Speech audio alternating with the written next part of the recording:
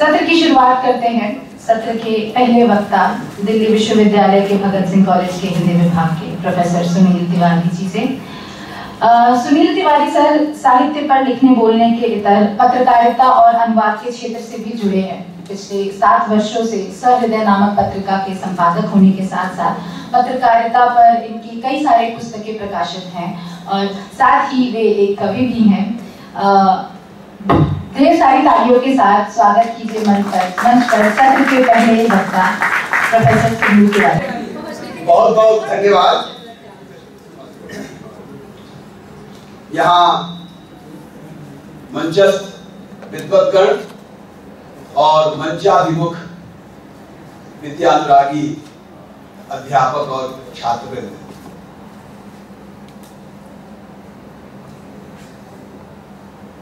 आज दूसरा दिन है, दूसरे दिन का दूसरा सत्र।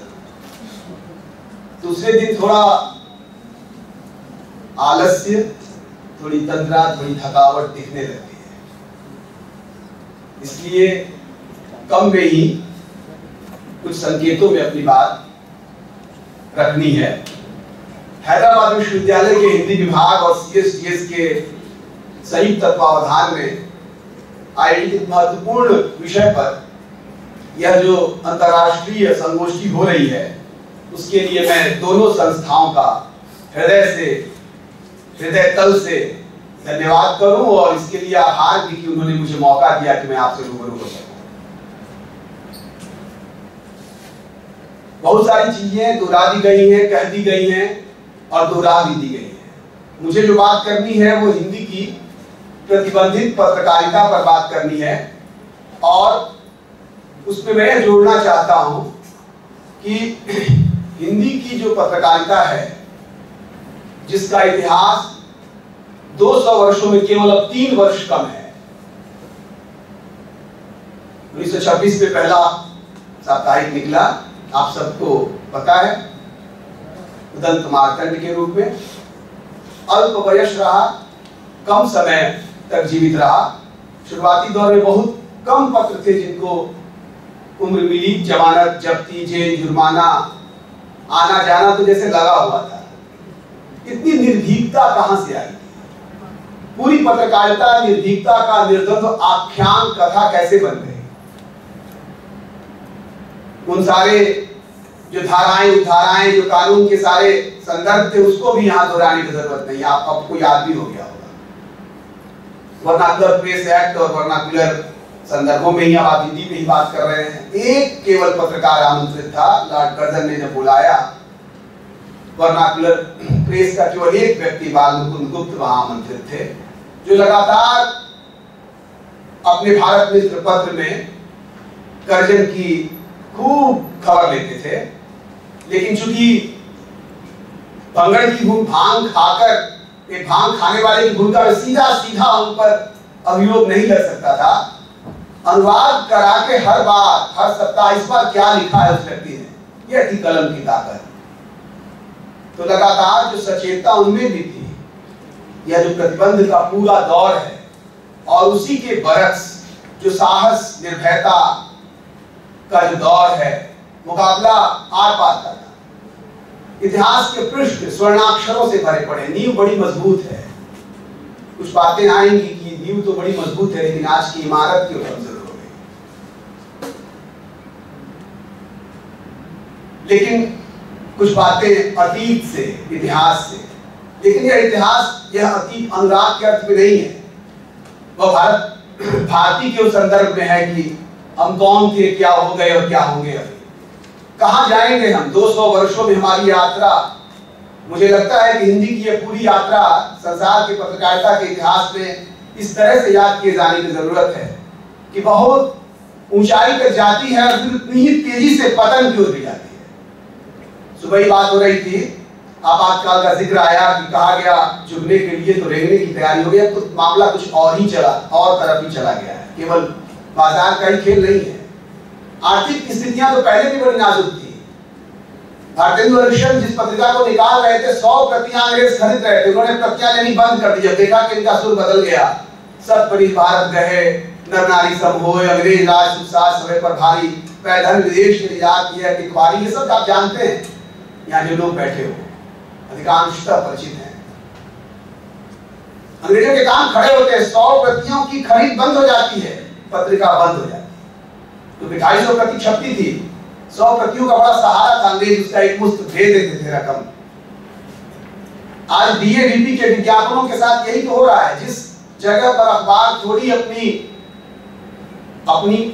एक साहस स्वाभिमान को थोड़ा भी जिंदा करने की कोशिश करते हैं, डीएवीपी के विज्ञापन उनसे ले लिए जाते हैं। सारा खेल लगभग आप देखेंगे कि वही चल रहा है, कैसे मुंह बंद किया जाता है। और लीला दजगुड़ी जो करता है कि खबरों का जो हिरण्मय पातेड़ सत्य साप्युतम मुखम, ये जो उपनिषद की पंक्ति है उससे उन्होंने लिया है कि खबर का मुंह विज्ञापनों से भरा हुआ है, विज्ञापन मुंह में ठूस दिए गए हैं। आप मुंह खोलेंगे तो कैसे खोलेंगे? अब विज्ञापन मजबूरी भी है, चले तो कैसे पत्र चले। अभी भी 5-6 रुपए से ज्यादा कहां, हिंदू 15 रुपए का अखबार कोई हिंदी में है क्या? बांग्ला में तो कुछ लोग खर्च कर दे रहे हैं हिंदी। अभी आप बिहार यूपी की तरफ जाइए, अब तो आप सब हम सब एसी में चलने लगे हैं। अभी भी स्लीपर क्लास में एक अखबार आप हाथ में उठाइए, आपका एक पन्ना अंतिम स्टेशन तक आपके हाथ में नहीं होगा।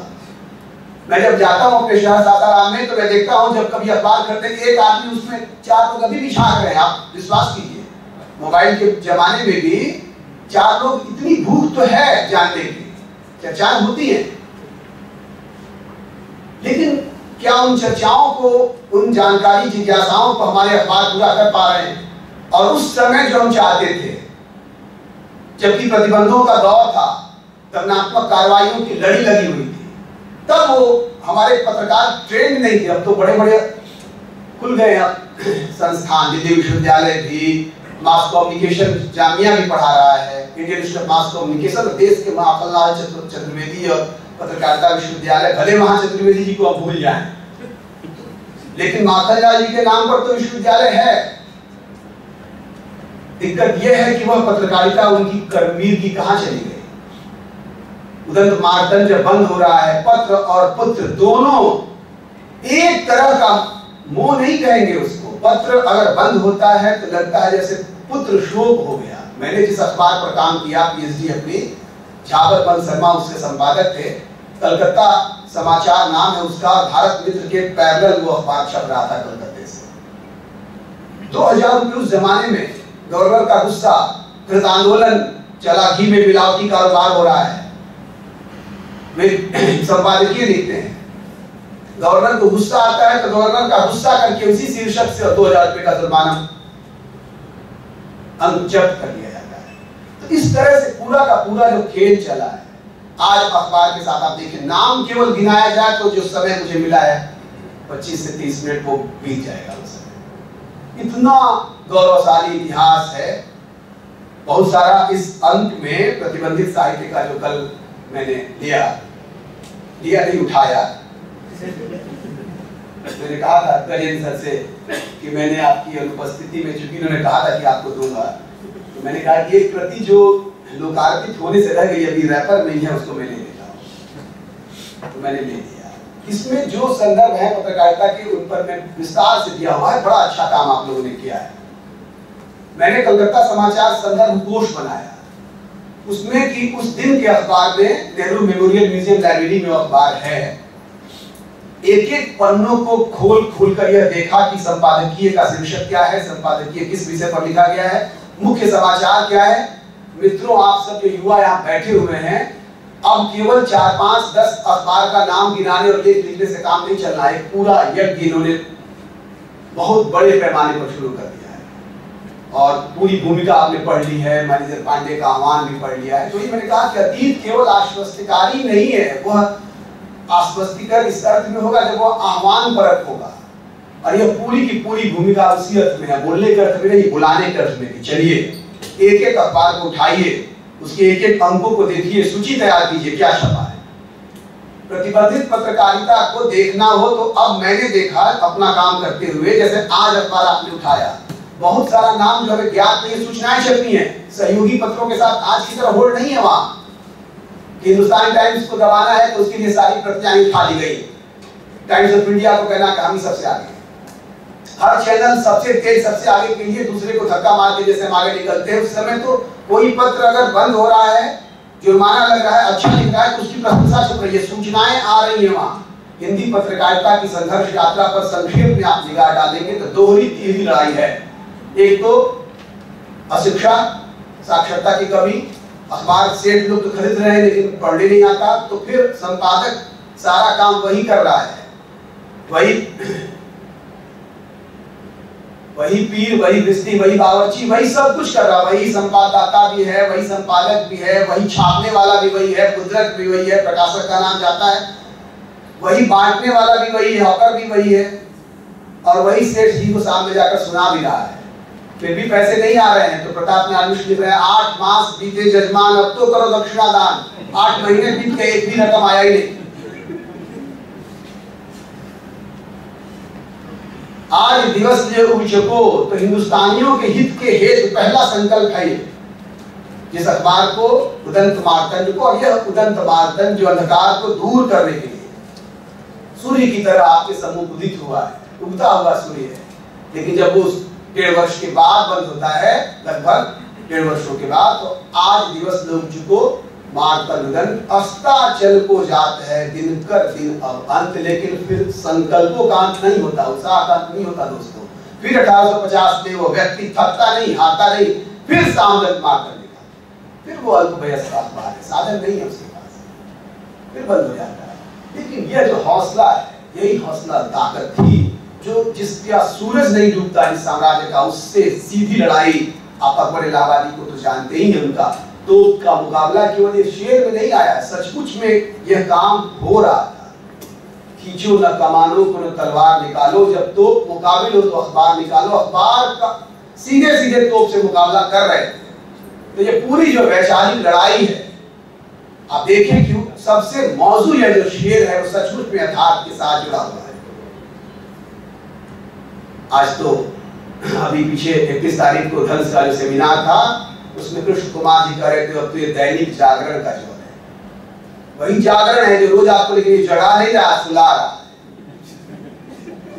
उदंत मार्तंड उगता हुआ सूर्य था आपके भीतर, उस नैराश्य के दौर में भी आपके भीतर की चेतना को झकझोरने वाला।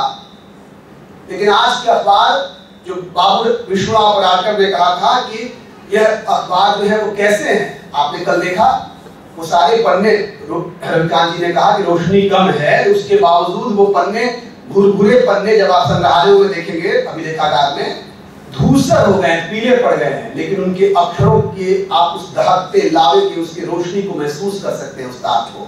आज का अखबार चिकने ग्लेज्ड पेपर पे है। कोरोना के समय में बड़ी समस्या आई, उन्होंने लिखा कि हम ऐसे पेपर पे छप रहे हैं जिसमें कोरोना का वायरस नहीं फैलता। उन्होंने खुद अपना विज्ञापन दिया, बहुत अच्छा था कि भाई अखबार में पढ़ें आप। उस समय बड़ा भयावह दौर आया कि छपे हुए अब शब्दों की छाप ही खत्म हो जाएगी क्या, एक बड़ा संकट मानवता का था। सबसे अधिक प्रभावित हुआ प्रिंट मीडिया उस दौर में, क्योंकि हॉकर हम डरे हुए थे कि उस अखबार के साथ वायरस ना आ जाए। सबने बंद कर दिया, हमने भी बंद कर दिया, कॉलोनी वालों ने बंद करा दिया। कॉलोनी में तो दिक्कत है, मैं लेना तो चाहता था कि धूप में रख के फिर पढ़ लूंगा, लेकिन कॉलोनी में घुसने नहीं देते थे हॉकर वाले को, बाहर निकलने का साहस ही नहीं होता। लेकिन उस दौर में क्या हुआ, उस दौर में मीडिया की बड़ी हानि हुई। WHO ने कहा कि ये पैंडेमिक एक समय के बाद तो इसका दौर बीत जाएगा, लेकिन ये इन्फोडेमिक आया, इंफॉर्मेशन और पेडिंग, अफवाहों का जो दौर है ना, सत्य का सत्यानाश हो गया पूरी तरह से। और झूठ ने जिस तरह से अपने पैर पसार लिए, जिस तरह से मैदान मार लिया, बाजी जीत ली है, उससे आपको मुकाबला करना है। कल बात हो रही थी भगत सिंह की, कल बात हो रही थी शुरुआती 3 बीच वक्तव्यों से होगी। मैं भगत सिंह कॉलेज में पढ़ाता हूँ, रोज आंखें मिलती हैं उनसे, रोज एक बार माथा झुकाता हूँ, अपने आप होता है, कहने की बात नहीं है। और न केवल वो, केवल लगता है कि कौन सा युवा है ऐसा, कोई देश में गांधी और सुभाष की बात भी हुई, एक भी नाम आप नहीं बता सकते उस दौर का कोई भी ऐसा व्यक्ति हो जो आजादी की लड़ाई लड़ रहा था और पत्रकारिता नहीं कर रहा था, अखबार निकाल नहीं रहा था या अखबार में लिख नहीं रहा था। 4-4 अखबारों में 5-5 भाषाओं के जानकार थे भगत सिंह। बंगाली भी आती थी, गौर तो जानते हैं, पंजाबी, उर्दू, अंग्रेजी, हिंदी, और 4-4 अखबारों में लिख रहे थे लगातार। जानते ही आप मृत्यु के समय के पहले तक उनकी मृत्यु तो सुनिश्चित कर दी गई थी, उसके पहला और थोड़ा एक दिन पहले कर दिया गया, तब भी पढ़ रहे हैं। तो यह जो पूरी जो काम जो बड़ा यज्ञ जो शुरू किया है उसके साथ जो जुड़ी हुई पूरी चेतना, इस इतिहास के पन्नों से मैं रेफरेंसेस बहुत हैं, किताबें हैं, बस केवल नाम गिनाते हुए आगे बढ़ता हूँ। केवल बस आपको यही कहने के लिए कि एक एक पत्रों को चुन लीजिए, पीएचडी जिस विषय पर कीजिए उसका पूरा संदर्भ सूची बना लीजिए, वहां से खबरों पर भी जाइए, आप लोग थोड़ा रुकिए, ठहरिए, ये वहां से पता चलेगा कि इतना बड़ा, ये तो 10% भी नहीं है। ये जो जब्ती का जब्तशुदा जो कुछ खेल हुआ है, क्योंकि उसमें कोई मानक नहीं था ना, कोई कानून नहीं था, कोई मानक नहीं था कि ये नहीं था कि तुम इतना आप छापेंगे तो आप जैसे मर्जी, सत्ता तो मनमानापन जो करती है वो सत्ता, उनका तो एक ही लक्ष्य है, सत्ता का एक ही लक्ष्य होता है दीर्घजीवी कैसे हो और कहीं से हमें चुनौती ना आए। प्रतिबंध का पूरा मनोविज्ञान तो यही है, और तो कोई उसका दूसरा मानक तो कुछ है नहीं। कोई एक तरीका होता कि भाई आप यहाँ तक आपको छूट मिली हुई है, आंग्ल अखबारों को छूट मिली हुई है, उनके संपादक अगर कुछ सरकार के खिलाफ लिख रहे हैं तो फिर वो अगर अंग्रेज है तो ठीक है, उसका डायरेक्ट कन्फ्रंटेशन हुआ तो जेम्स ऑगस्टस हिकी को थोड़ा ज्यादा भुगतना पड़ा, लेकिन जिन अखबारों से गलती हुई क्योंकि आज भी छपता है कि फलाने एक्ट के तहत समाचारों के संपादन के लिए जिम्मेदार, कैसे कानूनों का पूरा धाराएं बदली हैं उसको देखें आप। उनके साथ भी लगातार मार्ले और मिंटो का भी पत्राचार हो रहा है कि आप इतना रखे, हटाया गया, फिर लगाया गया, आप कहां तक इनको रखे, काली सूचियां बनाई गई, वहां भी सारी चीजें चल रही है, बड़ा इतिहास है लंबा चौड़ा उसका। लेकिन उसके बावजूद डिस्ट्रिक्ट मजिस्ट्रेट को डबल पावर मिल गया, वही डीएम जो है वो कार्रवाई भी कर रहा है और वही फिर मजिस्ट्रेट के रूप में बैठकर फिर उसके ऊपर फैसला भी सुना रहा है। एक तरफ उसके पास आ रहा है कि ये चीजें हैं, इसके ऊपर कंप्लेन करना है, और फिर वही, तो ये सारे जो पूरा का पूरा मसला है उस पर विचार किए जाने की जरूरत है। और मुझे लगता है कि कल आज के सत्र के हमारे जो अध्यक्ष हैं और कल जब बोल रहे थे ज्योतिष जोशी जी, तो कहा कि आखिर इसका फलागम पूरे कथा का आयोजन का जो मुख्य होना क्या है, इससे कुछ नाम गिना दिए जाएंगे या कुछ, तो कुल यही पत्रकारिता का उस समय का कि ये पत्रकारिता नाम की लिए पत्रकारिता नहीं की गई थी, उनका सरोकार था, जुनून था, वो केवल फैशन। प्रेमचंद को भी आप देख लीजिए, प्रेमचंद जयंती पर भी बात हो रही थी, वो पैशन है पत्रकारिता की पूरी यात्रा, मिशन से चली तो मिशन से प्रोफेशन, प्रोफेशन से सेंसेशन, सेंसेशन से कमीशन जो पेड न्यूज तक। और सनसनी की जब बात आ रही है तो 1861 का मालवा अखबार, उसका जिक्र बड़ा जरूरी है, और वो अखबार लिख रहा है संपादकीय में कि केवल खबर छाप देना पत्रकारिता नहीं है, और वो लिख रहा है कि फलाने युद्ध छिड़ा, फलाने के फलाने, उस समय की हिंदी समझ को वो समझ लिख रहा है, समझ, और फिर वो लिख रहा है कि फलाने कप्तान ने फलाने को हरा दिया, फलाने ने जंग जीत लिया, बकरी ने 2 मुंह का बच्चा दिया। ये पत्रकारिता नहीं है, अगर ये पत्रकारिता है तो बंद कर दो, कोई दूसरा धंधा हम कर ले। इतनी साफ सरोकार धर्मिता थी कि हमें करना क्या, इसका उद्देश्य क्या है पत्रकारिता। प्रेमचंद साफ लिख रहे, चिट्ठी लिख रहे जयेंद्र को कि मैं जानता हूं कि घाटा जो तो रहेगा, लेकिन उसके बावजूद जागरण में ले रहा हूं, साथ है इसलिए ले रहा हूं क्योंकि करूं क्या। ये जो करूं क्या का प्रश्न है, भीतर की जो बेचैनी है कि आखिर कुछ न कुछ तो करना है गरीबों के लिए, मजदूरों के लिए, समता का, न्याय का, ये पूरा का पूरा जो मामला, बिना संघर्ष के तो हम हासिल कर नहीं सकते, जगाना है। तो जिस दोहरे तेरे संघर्ष की बात कर रहा था मैं कि अंग्रेजों से भी लड़ना है, अपने समाज की रूढ़ियों से भी लड़ना है, और पैसे नहीं है तो जगाना भी है कि 8 मास तो बीत गए, तो साधनहीनता से भी यह मुकाबला। बांग्ला के पत्रों को आप देख लीजिए, एक तो हमारे यहाँ पत्रकारिता देश से शुरू हुई, इसके पहले अंग्रेजी की पत्रकारिता है, इसके पहले फारसी चूंकि राजभाषा के रूप में वहां है तो पत्रकारिता वहां शुरू है। मराठी का अखबार थोड़ा पहले नहीं आता, लेकिन उसके बावजूद वो जल्दी खड़े हो जाते हैं अपने पैरों पे। तो उस स्थिति में देखेंगे आप हिंदी की पत्रकारिता को आप देखें कि थोड़ा ज्यादा सहानुभूति परक ढंग से भी देखें। कुछ चीजें आई हैं, जैसे हिंदू का आप हिंदू पंच देखें, उसका बलिदान देखें, हिंदू को जगाने की बात, हिंदी हिंदुस्तान की बात, कुछ ऐसे नारे भी आए हैं जहां थोड़ी, लेकिन वहां आप देखेंगे संकीर्णताएं नहीं है। ये जो संकीर्णताएं ना होने का जो पूरा का पूरा एकदम साफ अपने दृष्टि में कि हमें करना क्या है, हमारा उद्देश्य क्या है, कलम की धार को हमें किसी भी कीमत पे, कलम सरीखे टूट गए पर चुके नहीं, किसी भी तरीके से किसी भी सूरत हाल में कलम की धार को बोथरा नहीं होने देना है। तो इस तरह से आप देखेंगे केवल हिंदी पत्रकारिता पर ही यह काली छाया नहीं पड़ी, यह ग्रहण तो हर जगह लगा, लेकिन हिंदी पत्रकारिता की जो संघर्ष धर्मिता है उसकी ओर ध्यान दिए जाने की जरूरत है। वह पत्रकारिता कुछ विशेषताओं से संयुक्त है, वो पिछलग्गू पत्रकारिता नहीं है, वो खुशामदी पत्रकारिता नहीं है। उसको पता है कि देश की वैचारिकता को जागृत करना है, इसलिए आलोचनात्मक रुख उसका है, कोई दुश्मनी के कारण नहीं है। कुछ पत्र जो उग्रवादी तेवर के हैं, जो क्रांतिकारी विचार वाले हैं, उनको भी अगर आप आद्यांत देखेंगे तो देख रहे हैं कि उनकी चेतना, उनकी विचारधारा से बहुत महत्वपूर्ण चीज है चेतना, दृष्टि।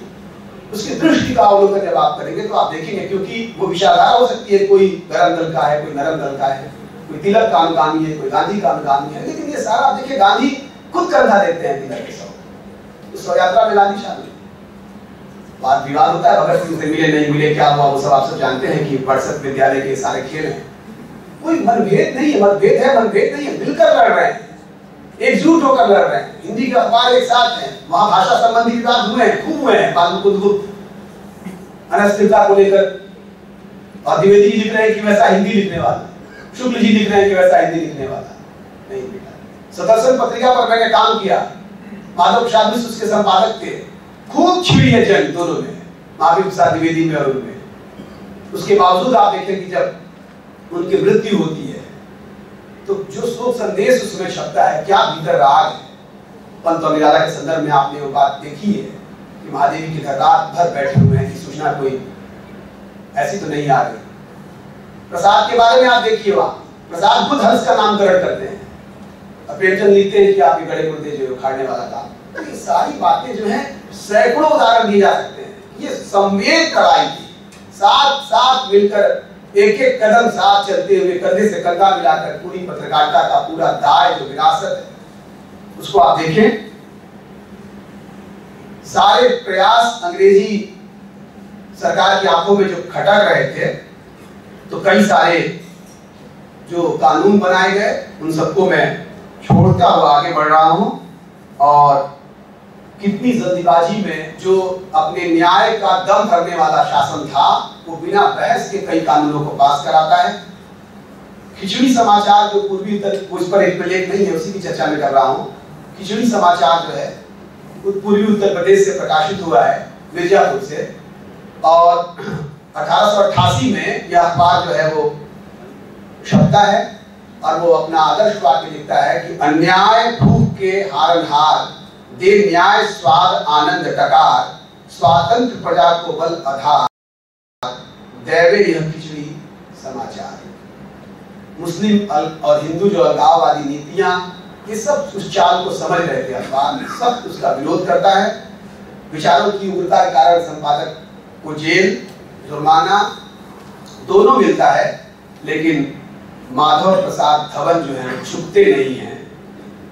आप देखें स्थानीय जो सरकार है उसको जब पूरी ताकत मिल गई है, स्वराज्य, कर्मयोगी, हिंदी प्रदीप आगे बढ़ते हैं और नवीन वाहक बनते हैं विचारों के। स्वराज की कहानी पर ही पूरा एक सत्र हो सकता है, इसलिए उसकी चर्चा नहीं, केवल इतना ही कि वह अखबार जो है सर उस पर शायद बात करेंगे, उर्दू पत्रकारिता पर अगर बात होगी तो 2.5 साल में 8 संपादक उसके बदलते हैं, और उसका जो विज्ञापन है उसकी तो चर्चा है ही कि आपको क्या वेतन में मिलना है। बालकृष्ण भट्ट जब वो कविता छापते हैं पंडित माधव शुक्ल की हिंदी प्रदीप में कि यह बम क्या है, उस पर प्रतिबंध लगता है, और 1915 की जो काली सूची सरकार जारी करती है संयुक्त प्रांत की, उसमें प्रताप, अवध पंच, एडवोकेट, नई रोशनी और अवधवासी और उत्साह, 6 उत्साह तो पूरे ही से, झांसी से। बुंदेलखंड केसरी पर भी बात मैं नहीं कर रहा हूं क्योंकि उस पर एक लेख यहाँ आपके सबके पास लगभग है ही, इसमें है। मालवा अखबार की जो बात हो रही थी उसको मैंने उसका जिक्र कर दिया, वो उदाहरण मेरे पास है कि बहुत से हिंदुस्तानी अखबार क्या करते हैं। और प्रेमचंद भी लिख रहे हैं एक अखबार के बारे में कि ये होली में जिस तरह की भाषा में आप मजाक कर रहे हैं, यह हिंदी के जो हमारे कौमी अखबार वो लिख रहे हैं, ये जो कौमी अखबार है वो क्या कर रहे हैं, लोग देखेंगे तो क्या कहेंगे इस तरह की भाषा। आप क्यों बरत रहे हैं? एक एक चीज पर उनका ध्यान है कि भाषिक शुद्धता ही नहीं, भाषिक संस्कार के संदर्भ में भी, समाज उत्थान के संदर्भ में भी, राष्ट्र की पूरी चेतना को जगाने का बड़ा अभियान तो उनके पास है ही। आंदोलनों के संदर्भ में आप देखें कि एक एक अखबार आंदोलनों की कामयाबी को लेकर पूरी तरह से कमर कसकर खड़ा है, वो प्रवक्ता की भूमिका में। कानपुर से 1920 में वर्तमान जो अखबार है वो असहयोग आंदोलन के विचारों पर, ऐसे एक अखबार नहीं है, सैकड़ों अखबार अगुआ बने। रमाशंकर अवस्थी को कितनी बार चेतावनी मिलती है, चेतावनी से दिखने वाले नहीं है, डरने वाले लोग नहीं है। और 6 फरवरी 1934 को पंडित नेहरू का एक लेख जो छापते हैं वहां, पूर्वी बंगाल में राजनीतिक भूकंप, 1500 रुपए का जुर्माना। आप सोचिए उस जमाने में 1500 रुपए बहुत बड़ी रकम थी। तो समय हो रहा है मैं अपनी बात को समेटूं। कानपुर से प्रकाशित विद्यार्थी, गांधी जी ने कहा कि ऐसी मौत जो है वो सब किसी किसी को नसीब होती है, ऐसी मौत कौन नहीं मरना चाहे, कुछ इस तरह की बात है। भगत सिंह की पत्रकारिता की बात जहां हुई, वहां ट्रेनिंग लेते हैं, उसके रिपोर्टर बनकर जब दिल्ली में दंगे छिड़ते हैं तो विद्यार्थी जी भेजते हैं। एक बड़ा स्कूल लगातार अभाव में, लगातार अंग्रेजी की ओर से चेतावनियां मिलती जाती हैं, लेकिन अपने काम में संलग्न सन्नद्ध योद्धा की भांति प्रताप जी, माखनलाल चतुर्वेदी जी का संस्मरण पढ़ेंगे, वहीं से प्रेरणा उनको भी मिली। कांग्रेस के अधिवेशन में कहते हैं कि जब मैं देख रहा हूं कि जिस व्यक्ति के कलम से अंग्रेजी सत्ता थरथरा जाती है, दुबला पतला काया वाला यह व्यक्ति, पहली मुलाकात का जिक्र बड़ा अद्भुत बन पड़ा है। प्रताप ने बाद में हमदम नाम का एक अंक निकाला, वो अंक जब्त कर लिया गया।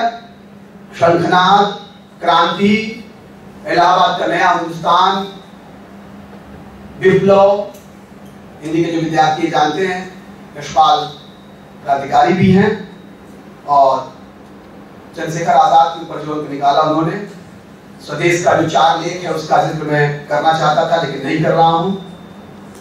विद्यार्थी जी की प्रेरणा से ही स्वदेश छपा, और हिंदू पंच का भी जिक्र मैं नहीं कर रहा हूं, क्योंकि इशारा है कि अपनी बात को समेटने का ये समय है।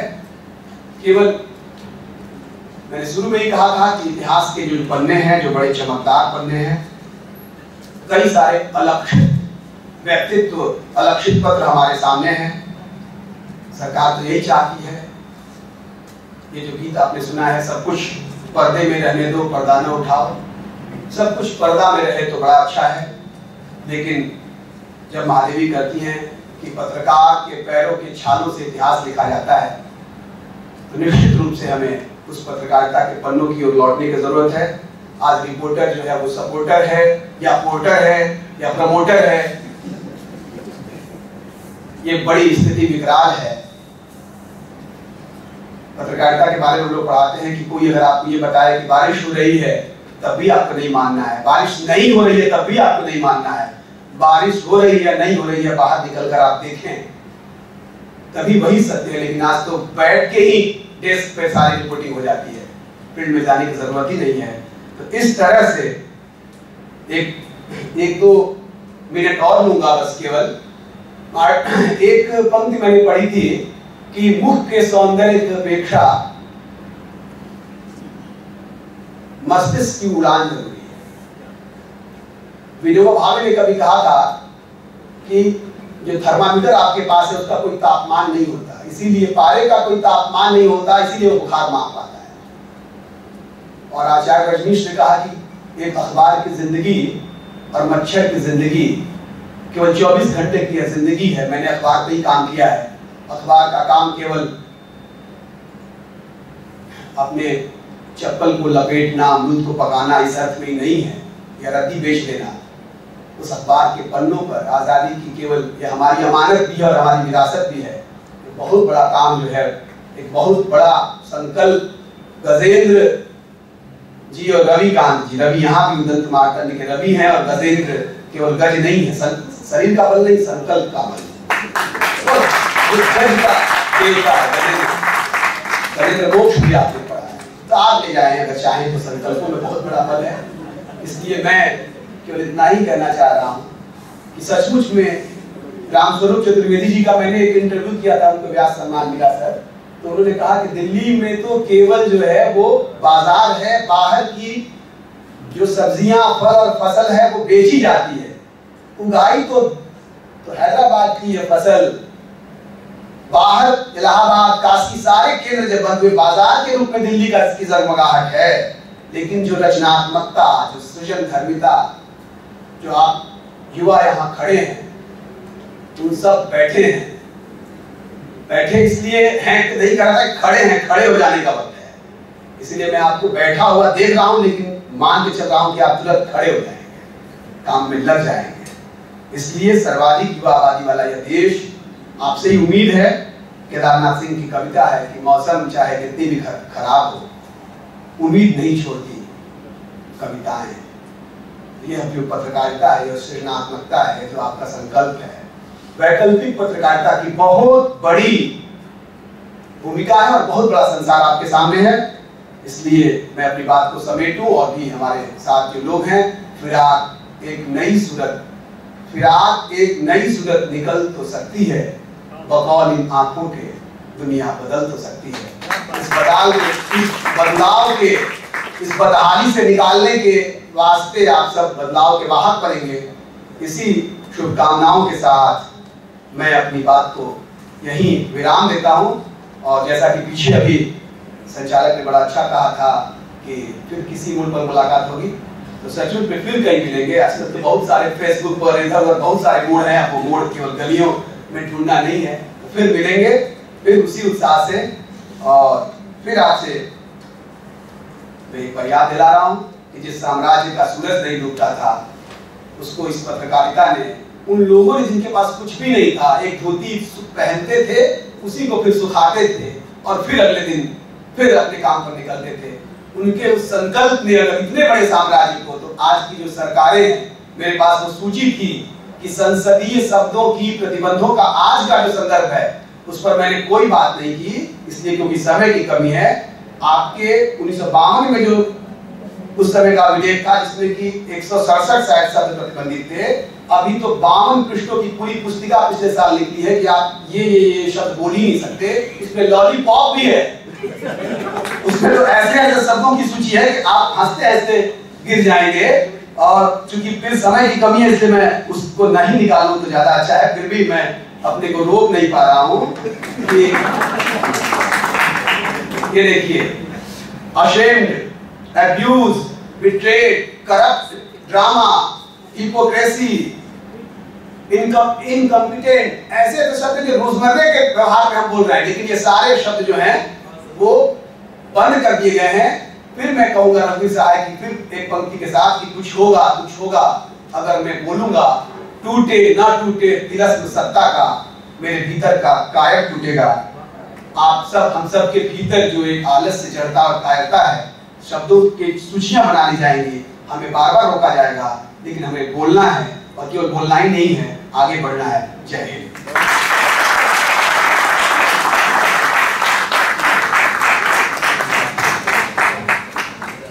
बहुत बहुत शुक्रिया सुनील सर। पत्रकारिता के इतिहास से शुरू करते हुए आपका वक्तव्य तथ्यात्मक और विश्लेषणात्मक दोनों स्तरों पर बहुत समृद्ध था। औपनिवेशिक काल में भारतीय पत्रकारिता ने प्रबंधन का जितना सामना किया, उसी से उसने अपनी शक्ति और निर्भीकता अर्जित की। मैं सर की बात से बिल्कुल सहमत हूँ कि अब पत्रकारिता का जो स्वरूप है, जनता को समझाना क्या है से बढ़कर जनता को दिखाना क्या है, उस पर आ चुका है।